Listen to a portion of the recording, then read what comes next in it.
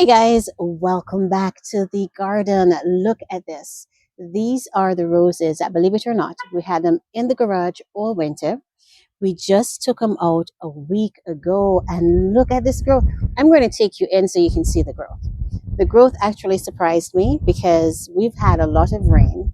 So when I brought them out a couple of days ago, I simply did not come to check on them because of the amount of rain we had. So when I came out this morning and I'm seeing green and energy and life, I'm like, what? Right? Cool beans, cool things. So what we're going to do today is we're going to clean up the containers. We're going to top dress, and then we're going to try to get into the garden to get as much done as we can. Because as I mentioned, the rain kept me out of the garden most of this week. We've got lots of rain slated again for next week. So my days in the garden are going to be sort of limited. So what I'd like to do on good days like today is get as much work done as possible, right? So this is going to be a haphazardly sort of a get it done day. For sure, again, what we are going to do is top up our containers, and then we are going to do some transplanting. I've got some roses in the ground, young Lycidas, that I think he needs to go in a container because he didn't grow last year in the ground. So we'll go ahead and we'll pot those roses up, and then hopefully we'll get some rose pruning done.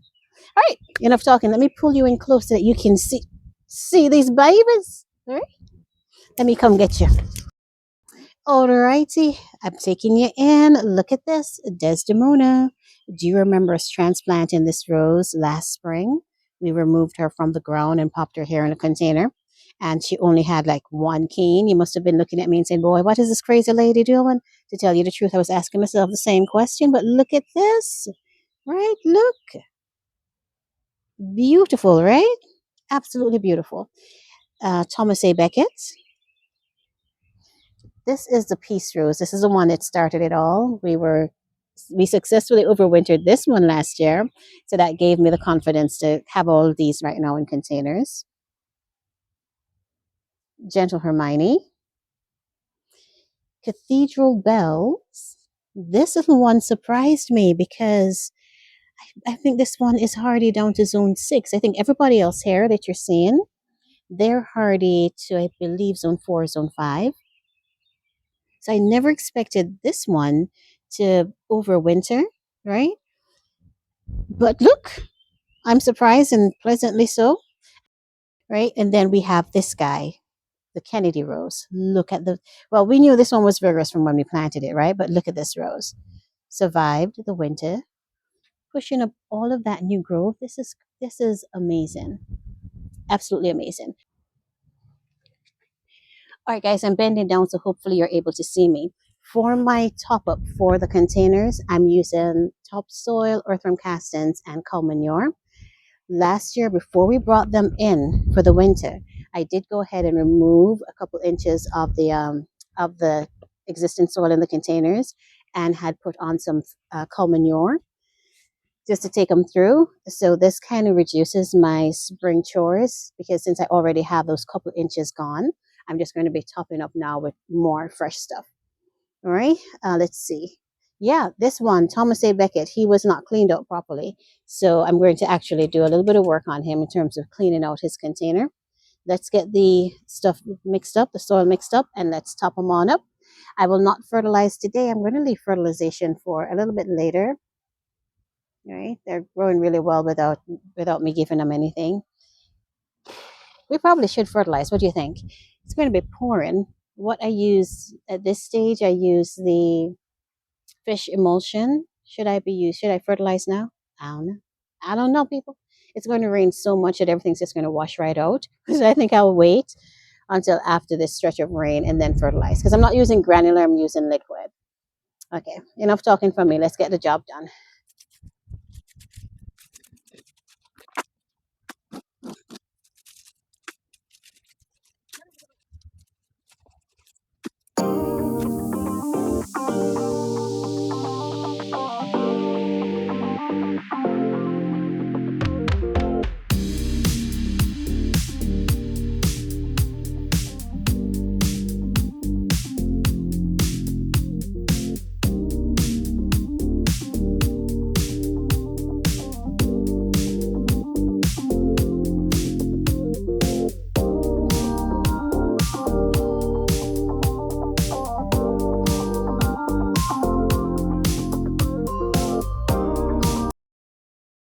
Okay, this is what we're looking like, all topped up and cleaned up.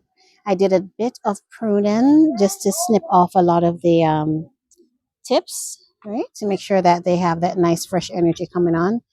I think they look good. I did not thin them out much. Most of these roses have just been in here for a year. And in hindsight, when I had pruned them back last year to bring them in the garage, I think I may have taken off a little too much for babies. All right, so I'm going to leave them alone as they are right now. Hopefully, they are happy campers. And we're going to move on to move in young Lycidas. All right, let's go to it.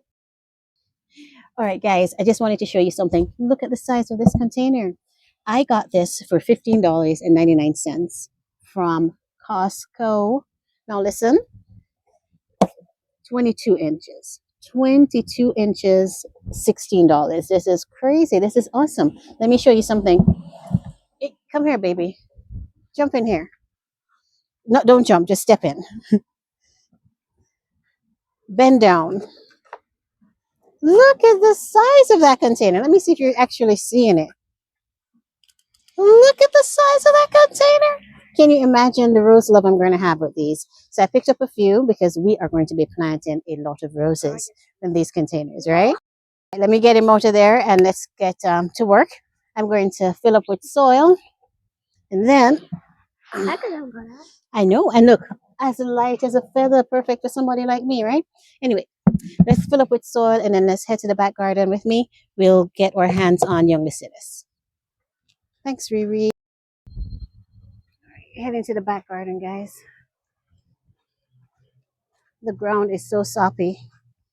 At least the grass got some water.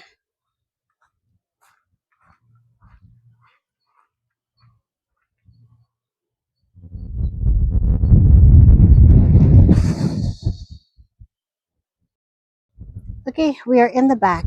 These are the young Lycidas that I'm going to move. They were planted bare root last year, and as you can see, no growth whatsoever, right? Luckily, I've still got some green on this little baby, and I've got some green here as well. I have completely lost this guy over here. All right, so let's go ahead and get them out of the ground. One and two, and put them in a container and send them out a lot of what? Green thumb love and energy, people. Green thumb love and energy. All right, the perfect time to move a rose is during the dormant season. Okay, less stress on the rose, less work for me because, hey, nature is going to provide all that the rose needs in terms of moisture. And thank goodness, with all the moisture that we've had, these roses should be extremely hydrated, right? It might be a little tricky digging through the mud. Oh man, I don't know. I know why they did well. I'm assuming why they did not grow is that I did not amend or change the soil in this bed. This bed was home to Tranquility, and I left it empty for at least a couple months into almost a year, right? But that was not long enough. That's the one thing that troubles me about roses. You can't simply pop one out and then pop another one in. Once you pop one out, the other one that goes in just does not like it there. You got to put some work into making your replant happy. All right, so we got up. That was too easy. Wasn't that too easy, guys? That was so easy. That's not good. All right, so this is number one. That was way too easy. I will wash off all of this soil. It's called rose replant disease, where the rose simply does not settle in a spot that another rose has been in. But if you find this happening, if you remove the rose and replant it, 90% of the time that rose might do well, I think. All right, let's get number two. Oh man, that was just way too easy. These roses did not root any at all. Let me see what you're seeing. Did you see how quickly those came up? That is not good. No resistance, no leave me alone. Just get me out of here. All right. Okay, these are going to be easy to plant up too. That's good. We're going to wash the roots off just like we did with when we moved Desdemona last year. They're going in containers. They don't need whatever is on them. We'll wash them off and we'll plant them as new bare roots.